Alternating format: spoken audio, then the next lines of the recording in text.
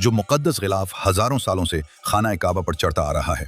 इस रिवायत की शुरुआत एक ऐसे बादशाह के हाथों से हुई थी जो काबा की ईंट से ईंट बजाने के लिए और उसको लूटने के इरादे से निकला था।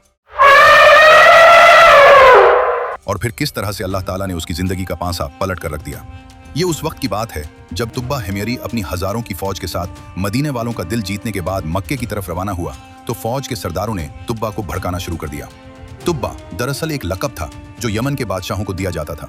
वो सरदार कहने लगे, ए बादशाह, ये अरब का सबसे मशहूर शहर है, काबा में बड़े बड़े खजाने हैं, अगर आपने उसे फतह कर लिया तो पूरी दुनिया में आपका नाम होगा। तुब्बा काबा की अजमत से बिल्कुल अनजान था। उसने सरदारों की बात मान ली और काबा को लूटने और गिराने का इरादा कर लिया। जैसे ही तुब्बा और उसकी फौज ने काबा पर हमले का इरादा किया तो उसी लम्हे में सिर्फ 1 सेकंड के अंदर उन सब में एक खौफनाक बीमारी फैल गई। फौजियों के जिस्मों पर शदीद दर्द शुरू हो गया, जोर जोर दर्द करने लगा, कोई उठ नहीं सकता था, कोई चल नहीं सकता था। हजारों की फौज जो लम्हों में शहर फतह कर सकती थी जमीन पर तड़प रही थी। खुद तुब्बा का भी यही हाल था। वो अपने खेमे में बेबस पड़ा था, कोई दवा काम नहीं आ रही थी।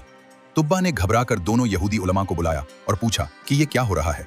उलमा ने कहा, बादशाह, काबा अल्लाह का घर है, हमें पूरा यकीन है जब से तुमने उसे नुकसान पहुंचाने का इरादा किया है ये अजाब आया है। ये बीमारी इस वक्त तक नहीं जाएगी जब तक ये इरादा दिल से निकाल नहीं देते। तुब्बा ने सच्चे दिल से तौबा की और काबा को नुकसान पहुंचाने का इरादा मुकम्मल तौर पर छोड़ दिया। और फिर मौजज़ा हुआ, बीमारी उसी वक्त खत्म हो गई। पूरी फौज चंद लम्हों में बिल्कुल सेहतमंद हो गई। फिर उस रात तुब्बा ने ख्वाब देखा कि वो बैतुल्लाह को खूबसूरत कपड़े से ढांप रहा है। सुबह उठकर यहूदी उलमा को ख्वाब सुनाया। उलमा ने कहा, ये अल्लाह की तरफ से इशारा है, इस घर को गिलाफ पहनाओ। तुब्बा ने फौरी हुक्म दिया। पहले खजूर के पत्तों से काबा को ढांपा गया, लेकिन ये तुब्बा को काफी नहीं लगा। फिर यमन से अपना सबसे कीमती कपड़ा मंगवाया जिसे वसाइल कहते थे। ये यमन का आला तरीन सुर्ख और सफेद धारियों वाला कपड़ा था जो सिर्फ बादशाहों के लिए बनता था। इस कीमती कपड़े को बड़े अदब और एहतराम के साथ काबा पर चढ़ाया गया। ये तारीख का पहला गिलाफ काबा था। इब्न कसीर ने अपनी मशहूर किताब अल बिदाया व निहाया में लिखा है कि तुब्बा वो पहला शख्स है जिसने काबा को गिलाफ पहनाया, काबा का दरवाजा बनवाया और उसकी चाबी बनवाई।